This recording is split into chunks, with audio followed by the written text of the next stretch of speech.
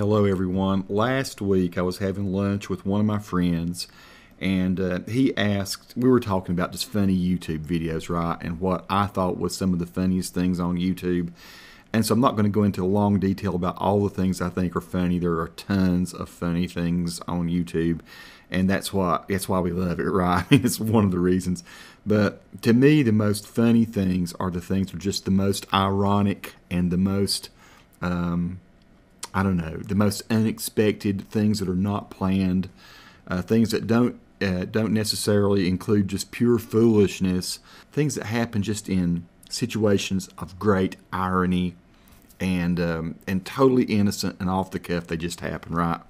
And so one of my favorite things that I show people when I start talking about funny things on YouTube, and maybe it's because I'm an old English major from college. I majored in English communications, but I love this video right here, and it's in 4 or 5 places on the internet, and I just happened to pick this one that Randy Rodell has because it sounds better, his version of this.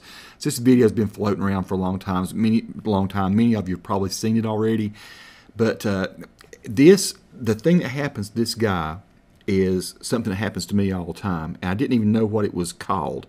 But we'll talk about, after I play this little bit of it, we'll talk about what it's called and why it's funny. And I'll tell you some examples of when it's happened to me. So I'm going to play the video, and of course what's happened, we're talking about an Old Testament passage from the Bible where Lot, Abraham's nephew, is going to set his path, his course towards Sodom and Gomorrah, kind of a representation of everything that's immoral in a city. And so he's taking his tents and he's setting them up in the general direction of Sodom and Gomorrah. Those of you who haven't been to Sunday school class in a while, so here's where we pick up with this youth pastor. And then the following week, last week, we were talking about Lot, and we were talking about Sodom and Gomorrah, and we were talking about how Lot chose to go pinch his tits. Excuse me. Pitch his tents. Pitch his tents is what I said. And you heard nothing else here. This is church, my gosh. So he was pitching his tents close to Sodom and Gomorrah. And so what happened was, when he did that, he was getting too close to evil. And what I was challenging you guys to not do was to pick friends that were going to lead you to, man, stop laughing! All right? Man! Am I red right now? Holy cow! Allie, I hope this isn't on videotape, because I have no job now.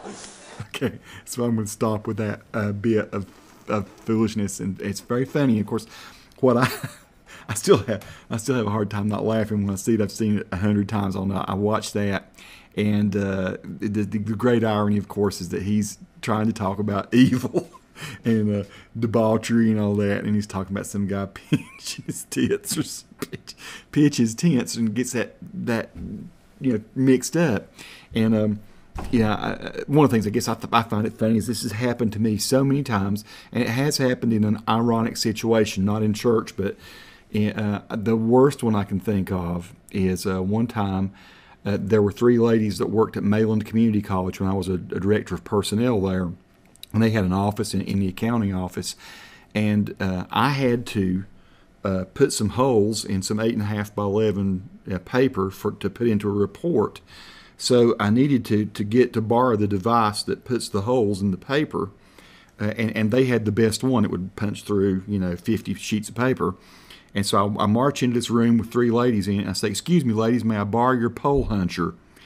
And as it came out of my mouth, I registered, of course, that I'd said it wrong, and then the irony of what, and it just sounded terrible, didn't it? So I mean, I've done this thing a number of times, particularly in the office. I've asked, one of the little things that remove staples is, we call them staple grabbers. I asked for a grapple stabber one time.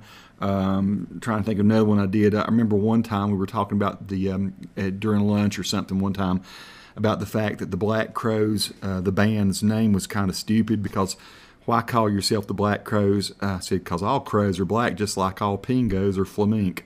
And that's probably one of the worst ones I've ever messed up in my life.